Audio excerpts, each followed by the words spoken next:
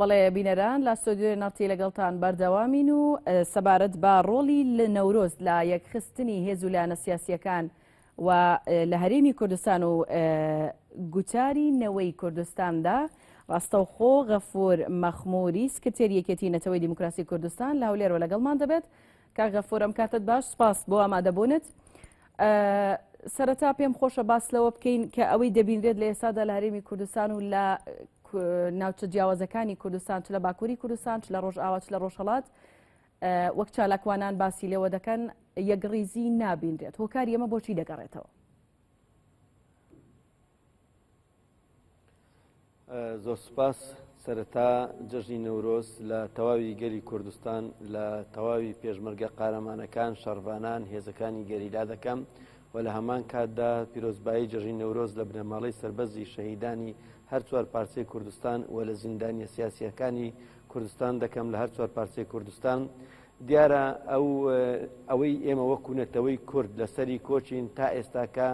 چەند شتێکە کە بە یەکمان دەبەستێتەوە خلافمان لەسەری نییە.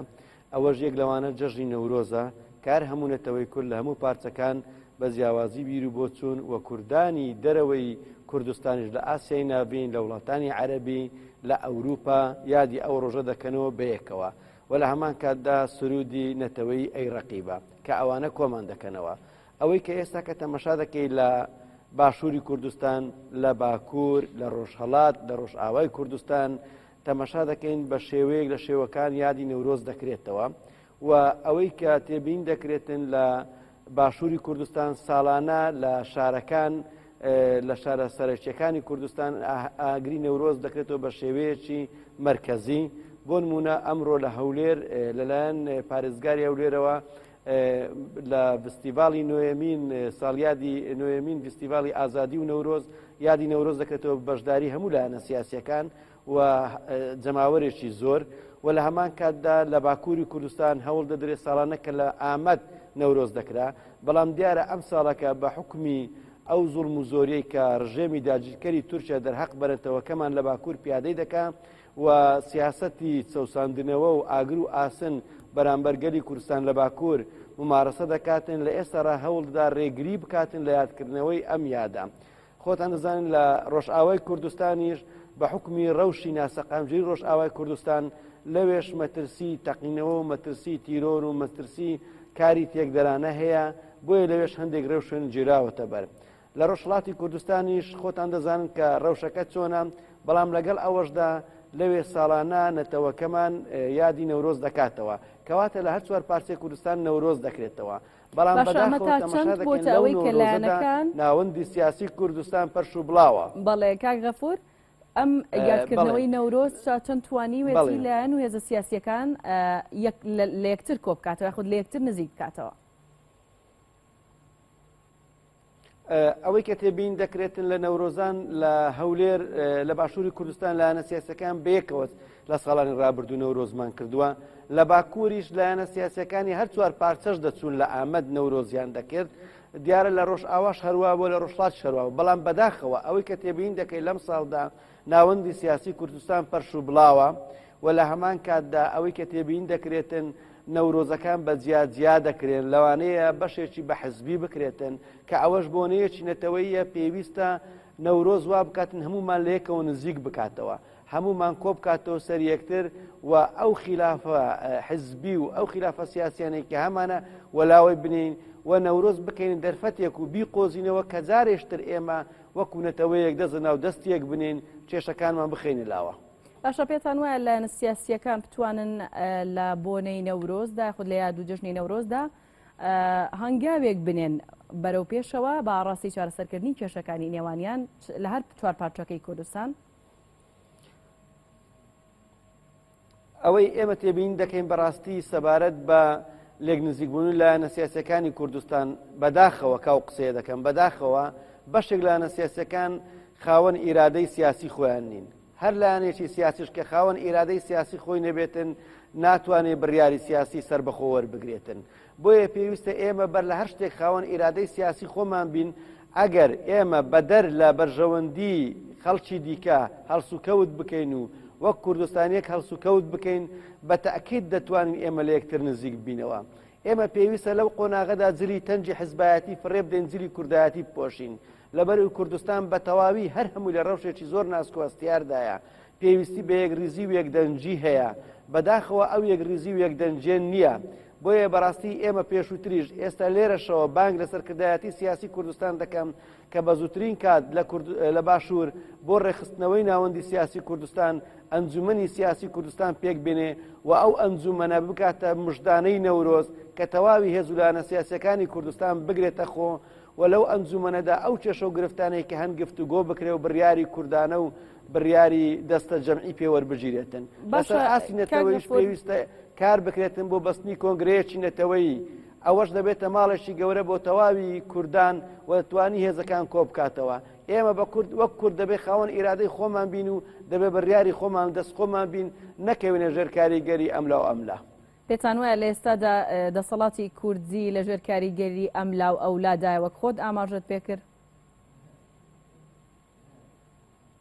من گوتم حزبەکان بەشێک لە حزبەکان لە ژێر کاریگەری ئەملا و ئەودا بە تاکید باشە لە 2012دا هەوڵەکان بۆ ئەوە بوو کە کۆنگرەیەکی نێتەوەی ببەسترێت بەڵام ئەوەی کە ئێستا دەبینرێت لە مەیدانی کوردیدا گەڕانەوەیە یاخود هەوڵ دەدرێت شەڕی براکوژی دووبارە بێتەوە ناو ساحەکە ئەمە پێتان وایە وا بکات کە کورد دووبارە هەوڵ بدات کۆنگرەی نێتەوەی ببەستێت بەداخەوە شەڕ خراپترین ئەگە هەڵبژدرێ خراپترین خواستە لە نێوان هەلانی سیاسی ئەگە هەڵبژێردرێتن ئێمە شەڕی ناوخۆ بە هەموو شێوەیەک ڕەت دەکەینەوە و شەڕی ناوخۆ جگە لە زیان بۆ کورد و سوود بۆ دوژمنان هیچی دیکەی لێشین نابێتن بۆیە وەک ئاماژەم پێکرد لەسەر ئاسنێتەوەی ئێمە پێویستیمان بەوەیە لایەنە سیاسەکان هەموو بگەڕێنەوە سەرمێزی دیالۆگ لەوێ کێشەکان چارەسەر بکەین لەبەر ئەوەی کردووە کە دەسەڵاتی کوردی بگەڕێتەوە بۆ زۆربەی کێشەکان لەوێ چارەسەر دەکرێتن باشە کاک غەفور چی وای کردووە کە دەسەڵاتی کوردی بگەڕێتەوە بۆ شەڕی براکوژی دەسەڵاتی کوردی دۆخی ناوچەکەی وا دەکات باوەڕ ناکەم دەسەڵاتی کوردی بگەڕێتەوە بۆ شەڕی دەسەڵاتی کوردی ناگەڕێتەوە بۆ شەڕی براکوژی ئەوەی کە من تێبین دەکەم بەڕاستی ئێمە وەکو هێزولانە سیاسەکانی هەر چوار پارچەی کوردستان پێویستە ئەرچی خۆمان بزانین و پێویستە لە هەمان کاتدا ڕەچاوی تایبەتمەندی پارچەکانی دیکەی کوردستان بکەین دەست لە کاروباری یەکتر وەرنەدەین پێویستە ئێمە هاوکاری نەتەوەی بە یەکتر بگەینین پێویستە بەشەکانی کوردستان پشتیوانی یەکتر بن نەک کێشە بۆ یەکتر دروست بکەن باوەڕ دەکەم دەسەڵاتی کوردی بە هەموو شێوەیەک شەڕی براکوژی ڕەت دەکاتەوە بەڵام خۆشتان دەزانن زۆر جار دەستێوەردانی دەرەشتی هەیە بۆ دروستکردنی ئەو کێشە نێوان لایەنە سیاسەکان پێویستە لایەنە سیاسیەکان زۆر بەرپرسانەتر مامەلە بکەن و بەرژەوەندی نەتەوەی و نیشتیمانی ڕەچاو بکەن دوور لە بەرژەوەندی حزبی هەنگاو بنێن باشە کاک غەفور ئەم وتانەی تۆ باسی لێوە دەکەیەمەی تۆ دەیڵێت سەرجەم لایەنە سیاسیەکان هەمان شت دەڵێن بەڵام ئەوەی کە بەکردەوە دەکرێت شتێکی دیکەیە یاخود هەر ناشکرێت بە بۆچوونی تۆ ئەمە هۆکارەکەی بۆچی ئەگەڕێتەوە هۆکاری ئەوە بۆ لێگنێگەیشتنی لایەنە سیاسەکان بۆ دووری لایەنە سیاسەکان لە یەکتر دەگەڕێتەوە ئەگەر لایەنە سیاسەکان لە یەکتر نزیک بن باشتر تێک دەگەن باشتر دەتوانن ئەم کێشانە چارەسەر بکەن بەڵام تا لە یەکتر دوور بگەن و لە ڕێگەی کەسی سێمەوە زانیاریەکانی هەردوو ئەو دوو لایەنە ناکۆکە بەیەک بگاتن یا چەند لایەنی ناکۆک بەیەک بگاتن کێشەکان وا دەبینێتەوە بۆیە پێویستە ئێمە هەموو لە یەکتر نزیک بینەوە کە من باسم لە بەستنی کۆنگرەی نەتەوەییش کرد کۆنگرەی نەتەوەیی دەبێتە ئەو ماڵە کە ئێمە لەوێ گفتوگۆ لەسەر هەموو ئەو کێشە و پرسە هەڵواسراوانە بکەین و چارەسەریان بۆ بدۆزینەوە باشە هەمیشە باز لەوە دەکرێت کە نەورۆز ئاماژەیە بۆ لێک نزیکبوونەوەی لایەنە سیاسیەکان و دەرفەتێکە بۆ لێک نزیکبوونەوەی لایەنە سیاسیەکان پێتان وایە ئەم نەورۆزە ئەو ئامانجە بەپێکێت و لایەنە سیاسیەکان کۆبکاتەوە ئەگەر لایەنە سیاسەکان بەرژەوەندی باڵای نەتەوەی نیشتیمانی ڕەچاو بکەن و دوور لە بەرژەوەندی حزبی مامەلە بکەن بە تەئکید ئەو نەورۆزە دەبێتەوە کارێک کە لایەنە سیاسەکان لە یەکتر نزیک بکاتەوە باشە تا چەند توانراوە لایەنە سیاسیەکان ڕەچاوی مێژوو بکەن دەرز لە مێژوو وەربگرن بۆ چارەسەرکردنی کێشەکانیان بەداخەوە ئێمەی کورد نەخۆشی بیرچوونەوەمان هەیە سوود لە ڕابردوو وەرنەگیراوە تا ئێستا کەش ئێمە سوود لە ڕابردوو وەرناگرین ئەنی ئەوە ئێمە نمونەشی بەسیتت دەمێ حکوومەت یەک لە دوایەکەکانی عێراق بە درێژایی مێژوو لەو کاتانەی کە بێتە سەڵات بوونە هاتوونە لەگەر کورد ڕێککەوتونە کە دەسەڵاتیان پیاکردنە دژی کورد وەستاونەتەوە. ئێمە بە درێژایی ئەو 8 ساڵەمان لە عێراق سوودمان لە هەرسوکەوتمان لەگە حکوومەتێک لە دووەکانی عێراق وەرنەگرتووە. ئەوە خاڵێک و لە هەمان کاتدا لە شەڕی ناوخۆش بەڕاستی مەسلەی تونند و تیژی بەرامبەر یەکتر کە ئەنجام درراوە جگە لە زیان و جگە لە دواخستن وە پاش گەڕانەوە بۆ پاشەوەی بزاوی کوردی هیچ ترمان لێ